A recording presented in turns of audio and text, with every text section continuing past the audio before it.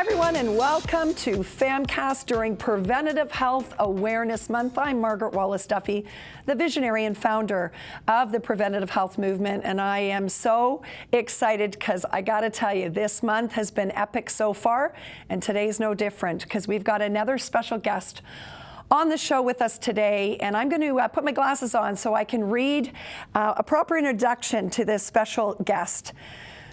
So today I'm thrilled to introduce a true expert in the field of aging in place and falls prevention. Jim Close, with over 34 years of experience managing, distributing, educating, and launching innovative products and services.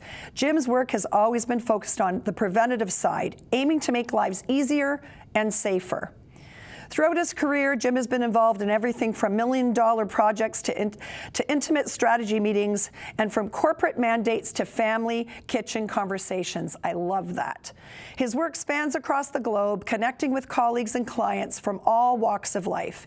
He finds true satisfaction in knowing that he helps people not by offering quick fixes, but by listening, connecting the dots, and making a meaningful impact. In 2023, Jim co-founded Care Tech Solutions with Candice Cartier, a company focused on delivering clinical technologies in a way that eliminates the need for operators to invest heavily in capital expenditure or training. The innovative CareFall technology provides portable assessments for gait, cognitive, and hearing health, offering objective data that helps personalize care and reduce costs through targeted interventions.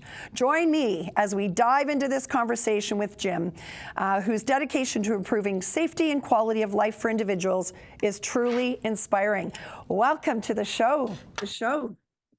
Wow, I don't have to say anything now. That's it.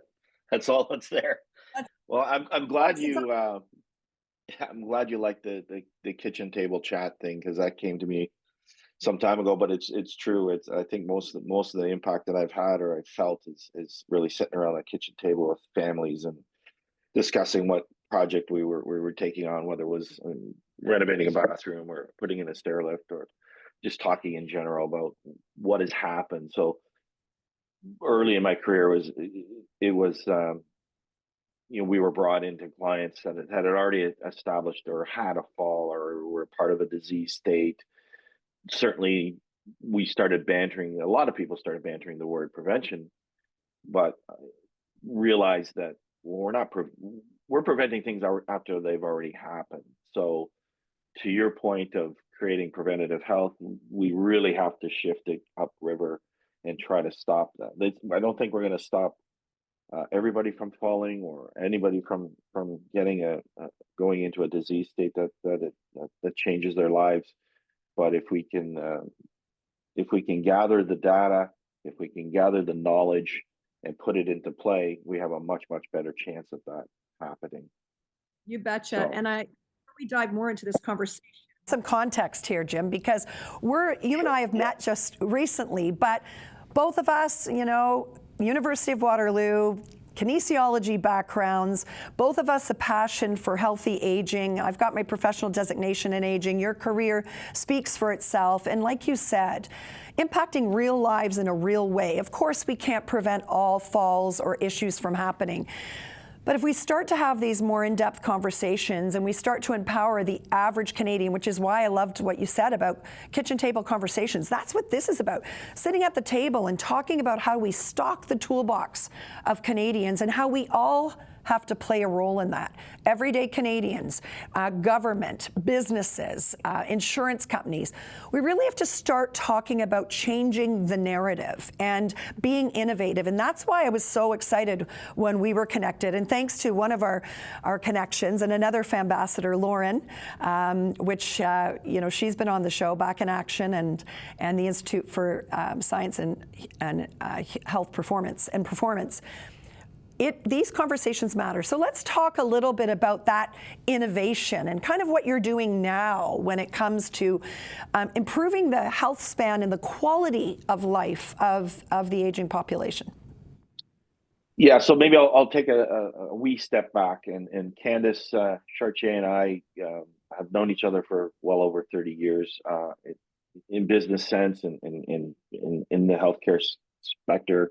And when we reconnected about a year and a half ago, we realized at the Collision Conference in Toronto, which is a huge tech conference that covers all kinds of technology, but health tech was part of it.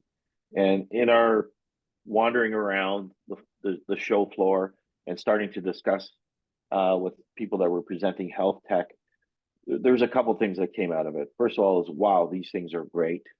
And the second was these companies have a lot. Most of them were very small startups with grand ideas, and they had a lot of frustration trying to enter the Canadian healthcare market. Well, with our business side of things and operational side of things, we said, wouldn't it be great if we could be that project management team company that would bind some of these things together, some of these techs together, and be able to deliver them in an efficient and affordable manner. Because obviously what we've learned over many years of dealing with Canadian healthcare, it's publicly funded. You have to be efficient. You have to be affordable. There is no real understanding of value until after the fact. So the dollar that you charge has to come back in spades to really continue on your business. So based off of that and the senior care and knowing Falls intimately well, both of us, we said let's find technologies that would be better able to predict Falls risk. And then as a sideline, as it's grown over the years, cognitive decline. So the technologies that we use are established. That's the other thing that we have to point out there. We're not actually a research company. We're not gathering this data to prove a point.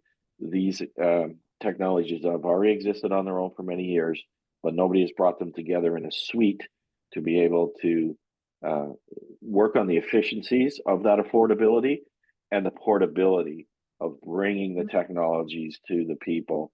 And we're starting with long-term care, but we are going to, and we started with a new project this past week of bringing it into the community. And that all plays into the aging in place world, where everybody, 90%, there's 1,000 surveys out that say 90% of us all want to stay in our own homes. That's great, but are you safe enough? What's your risk probability of falling? Even if you modified your home 100% to what you think, what is your body telling you? And of course, having that data at a point of time, we will track it. And it's not simply, here's the data, this person's at high risk or this person's at low risk. It's what you do with that data to what we're talking about this morning, which is preventative health. What interventions, be it exercise, diet, or cognitive exercises, which is going to be the next big thing that we present, can be implemented to make that improvement or hold steady on their health. Sorry. Don't be sorry. I just wanted to ask. So for the viewers at home that may be watching and this is resonating with them, maybe they are aging in place and maybe they are a bit concerned, but what are some of the things that you're looking for when you're saying you're collecting data? What is the data you're collecting that's going to give you that information to give that risk factor that they're at high risk? I think that's really important. People like us in healthcare that, we understand that. But for the average everyday Canadian, let's talk a little bit about that, because I think that's really important. Yeah, so a little bit different, and a careful assessment isn't from a traditional falls prevention survey or checklist. I also run Age Safe Canada, which is actually a home safety checklist based off, and falls prevention is part of it, but it's a general safety of the home itself. What Carefall does is actually take the objective qualitative data from our technology. So our first technology is NeuroCatch, which is a company out of Surrey, BC, excuse me, that has done a world of good with brain injuries and concussions. So that you're basically applying a skull cap to somebody, feeding electrodes. It's an EEG, but how the software interacts with your thought process through a 6-minute test. Person just sits and concentrates. They are fed some tones and some word association, and the software picks up the brainwave activity. And they're able to compare that to normatives, to people with concussion backgrounds, and they found that pre-dementia and cognitive decline also fit in this realm. So that's the data that we collect that are able. So it's basically sensory, attention, cognitive wavelengths. They use a certain brain wave that other technologies of its like haven't done so currently. So the also beauty of this, and both our technologies that we're using, is it's very portable and affordable. So if you were to try to get a neuropsychologist an EEG test now, you'd have to book a lab time or clinic time, very expensive.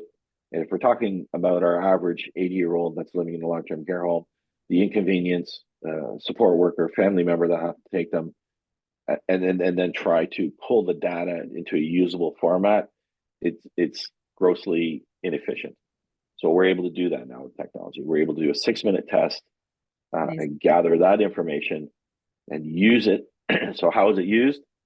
We take it and we're working with the care teams. So when we get to aging in place, there will be family members involved in the care team in the community when we do that. When we do it in a long-term care, there's programmers, recreational therapists, nursing that will use that data to do, in the terms of cognition, where our next step will be cognitive rehab, and we'll go on to that. Maybe that'll be another episode when we start to launch those type of exercises and activities, basically a gymnasium for your brain. Our gait analysis is, I guess, to simplify things, it's an iPhone or a smartwatch on steroids. So that the app does live on a phone, slip it in somebody's pocket. They do a few exercises, not exercises, they walk, they do sit and stand, but the data that's collected there is extremely powerful. There's 25 points of data. So similar to what I just said with the cognitive stuff, that's now collected, given to the care team, and they can now take it and implement planning. So prevention requires intervention in our world. And once the intervention is done, you can track progress every 3, 6, 9 months kind of thing. You know what, Jim? One of the things that pops into my mind right away, as you know, I have a mother who lives independently at home at 82. My father, till he took his last breath at 88, was living at home.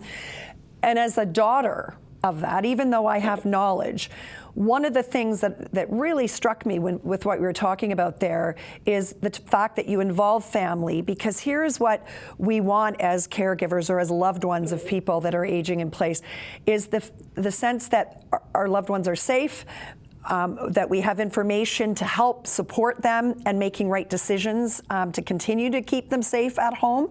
And so thank you for pointing that out, because I think it's a really important piece, that sense of feeling, okay, we're getting more information so that we can act accordingly, make changes where necessary, so that our loved one who's staying at home and aging in place is going to be safe and living as optimally as possible, and preventing, hopefully, catastrophic falls that lead to a cascade of horrible things. Right. And then even beyond, well, here's a little analogy. When we did our first real pilot around October, November of just this past year, the intervention exercises that came back as recommendations from the cognitive side were very simple, task-orientated games and play. But it was right before Christmas. So the home itself that we were working with involved the families very much and said, well, here, you're looking for Christmas gift ideas? Why don't you get this game or this exercise tool? So resistant bands, and then when you're visiting in a long-term care, you don't necessarily just have to sit and try to draw out a conversation or watch TV. Why don't we play cards? Why don't we play this game? Why don't we watch this video that is all triggering to have the cognitive side? There was some exercise stuff too. That's real life stuff. It's real life stuff, but it's really important, tangible things. And that's what this movement is about, and what this show is about, is stocking the toolbox of Canadians collectively. And somebody like you as a FAMCAST, can you just very briefly, don't spend a lot of time on it, but an idea of a game that people can be doing with their loved ones? I mean, if that's possible to say without showing. I mean, a lot of just card games or card sorting games. I mean, it's as simple as that. Even bring them back to their younger lives when they're if it's euchre, if it's if it's bridge, if they can grant, or just simple card sorting like a game of solitaire, Right. something that stimulates them more than just watching a repetitive news channel go around through the loop, which happens quite a bit just because of boredom. So that kind of thing. And but trust me, I'm not the expert therapist side of things, No, I but get this is the feedback that comes back to me. I love that. I know we A don't have lot of time today, but what else would you like to share about the work that CareFall is doing and the future of the excitement? I know that we've talked, and you're aware of a new bone scan technology that myself and my partner have brought into Canada called Osteosound REMS bone scan, which is portable, looking at assessment. But you're doing some really cool things. Speak to that as well, and what the future is looking like. Yeah, so when we started CareTech, I mean, we purposely called it that because we want to add more modalities. We could talk bone scanning, we could talk retinal scans, we can talk stroke prevention, constant monitoring in that respect. But our latest partnership is with a company called Personalized Prescribing, which actually does DNA swab tests that will give you feedback on your genetic makeup and how it interacts with your prescription medications.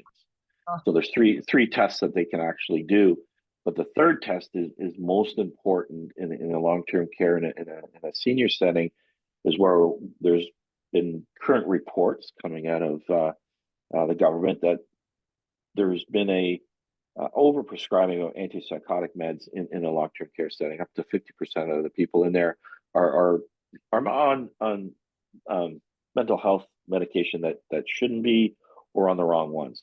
This test, a simple swab DNA test, will give such a powerful report. This Canadian company is the only ones that are doing it for mental health drugs. Give you such a detailed report to tell you specifically what medications you should be on, what you shouldn't be on, and how they interact with your other medications. So the two things there. We know if you did any traditional falls prevention checklist, there'll be a broad statement saying, check your medications. But that's as far as it goes. So how does the common person understand that? So now we're taking it a step deeper to say, okay, we can actually check how your genes affect with your medicine.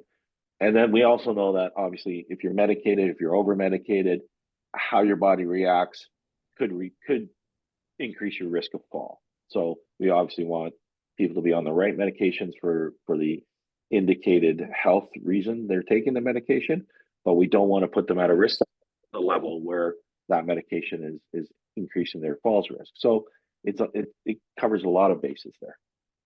I love that. And what it also does is optimizes their quality of life as well, which is really, really important. And that, to me, is a bigger topic. That's fantastic. Well, the future is bright in all of the work that you're doing, that we're doing collectively in this health span space. We both have a passion for healthy aging and for, really pushing the envelope to change the way we look at this, both at home and in institutions. Jim, I want to thank you for joining us today. This is just the tip of the iceberg, and we're going to have you back on because there's a plethora of things that we can dive into. And I really appreciate your time this morning and really hope that we'll have an opportunity to connect again and possibly do some work together. Really honored to have you as a FAMBassador and continue doing the work you're doing. Bravo. Thank you. Yeah, thanks for having me. Nice to chat. All right, everyone. As you can see, the list continues to grow with the incredible FAMBassadors that are coming to the table with innovation, with research, with new ideas to help improve not just the lifespan, but the health span of Canadians at every age and stage of life. Remember, a healthy tomorrow begins with prevention today. Tune in, share the show, and if you have any questions, reach out to us. We want to hear your voice so we can bring people to this table to help you stock your toolbox so you can be the CEO of your health. From Margaret and everybody here at FAMCAST, stay safe, stay well, and we'll see you next time.